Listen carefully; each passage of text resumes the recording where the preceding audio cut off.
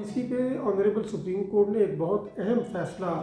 دیا ہے، جس میں سپریم کورٹ کے 2 رکنی بینچ جسٹس عائشہ ملک اور جسٹس منیب اختر شامل تھے۔ تو اس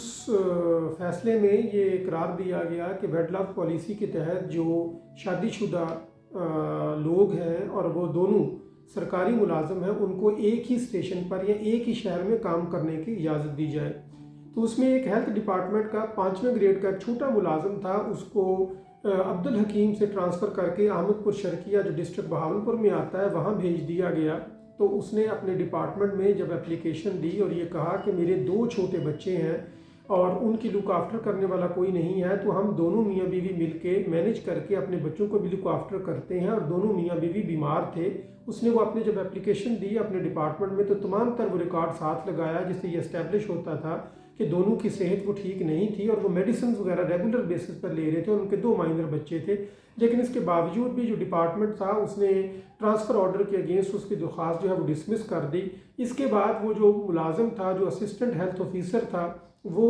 فیڈرل سروس ٹرائبونل میں گیا، اور فیڈرل سروس ٹرائبونل میں بھی اس نے وہ تمام تر ریکارڈ پروڈیوس کیا کہ جو اس کا ٹرانسفر عبدالحکیم سے احمد پور شرقیہ میں کر دیا گیا، جس کا درمیانی فاصلہ شاید کوئی 200-250-300 کلومیٹر تھا، کہ یہ اس کی لائف کو اکنامیکلی سوشلی جو ہے اور اس کے بچوں کی لائف کو بہت زیادہ افیکٹ کرے گا۔ تو فیڈرل سروس ٹرائبونل نے بھی اس کا جو تھا وہ اپیل جو تھی وہ اس کی خارج کر دی۔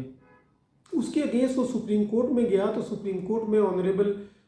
جسٹس عائشہ ملک اور منیب اختر صاحب نے جب یہ کیس ٹیک اپ کیا، تو جسٹس عائشہ ملک نے اس ٹرانسفر کو ویڈ لاک پالیسی کے تحت جو ہوا تھا اس کو غیر قانونی قرار دیتے ہوئے یہ کہا کہ یہ رائٹ ٹو لائف جو ہے وہ آرٹیکل 9 آف دا کانسٹیٹیوشن یہ اس کی بھی وائلیٹ کرتا ہے، اور آرٹیکل 35 جو ہے وہ اس کو آف دا کانسٹیٹیوشن اس کو بھی یہ وائلیٹ کرتا ہے۔ تو یہ جسٹس عائشہ ملک صاحبہ نے قرار دیا اپنے فیصلے میں کہ اگرچہ یہ کسی بھی سرکاری ملازم کا ویسٹڈ رائٹ نہیں ہے کہ اگر اس کی بیوی یا خامند وہ ایک ہی اسٹیشن پر کام کر رہے ہیں تو ان دونوں کو ایک اسٹیشن پر رکھا جائے، لیکن تاہم اس بات کا ہر ممکن طریقے سے خیال رکھا جائے گا کہ ان کی سوشل، اکنامک اور جو ایموشنل لائف ہے وہ کتنی ڈسٹرب ہو رہی ہے، اور کیا ان دونوں میاں بیوی میں سے کوئی بیمار ہے، یا کیا سرکمسٹانسز ایسے ہیں کہ جسے پبلک انٹرسٹ میں اس کا ٹرانسفر جو ہے وہ نہیں کیا جانا چاہیے۔ تو آنریبل سپریم کورٹ نے یہ بھی دیا ہے کہ یہ جو بیوروکریسی ہے، اس کا جو کاپی پیسٹ کا جو پرنسپل ہے کہ ہر ایک جو ٹرانسفر ہے اس کو پبلک انٹرسٹ میں لکھ دیا جاتا ہے، تو پبلک انٹرسٹ کو ڈیفائن کیا جانا چاہیے کہ وہ کیا پبلک انٹرسٹ تھا، جس میں ایک جو خامن تھا اس کو اپنے بچوں اور بیوی سے الگ کر کے اور اس سے بہت دور ایک دوسرے شہر میں بھیج دیا گیا، جبکہ یہ بات کامن سینس کو بھی اپیل کرتی ہے کہ اس کی بیوی اگر وہ اسکول ٹیچر تھی اور وہ 5ویں گریڈ کا ملازم تھا، تو ایسا نہیں ہو سکتا کہ 200 کلومیٹر میں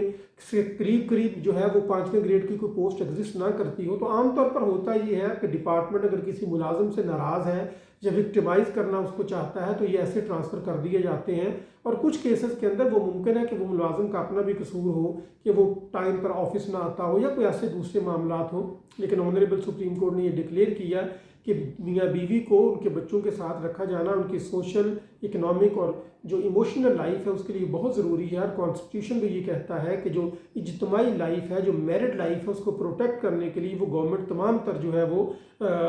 وہ پالیسیز وہ اڈاپٹ کرے گی۔ تو آنریبل سپریم کورٹ نے اس 5ویں گریڈ کے ملازم کا جو ویڈ لاک پالیسی کے تحت اس کو کیس کو ایڈمٹ کرتے ہوئے اس کے ٹرانسفر کو اللیگل ڈکلیئر کیا، اور یہ کہا کہ اس کو احمد پور شرقیہ کی بجائے دوبارہ عبدالحکیم جو ہے